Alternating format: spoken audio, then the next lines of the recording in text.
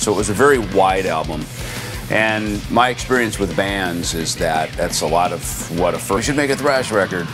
This album is a thrash metal album. From songs 1 through 10.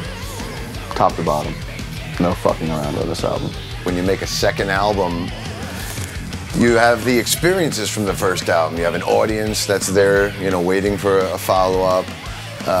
You know, when you make a first record, it's always like a blind date. You're not sure how it's going to go. I think it was more focused. We really honed in on a sound. I think the first time around, we were kids in a candy store. You know, we could do whatever we want. You know, just all to go in a few different directions on this one, but not quite as many. And I think we have a better sense of what type of songs really fit the project. First time around was like more like an experiment, and you're just kind of getting to know each other, like on a writing level. This time around, we already had the experiences of the first record.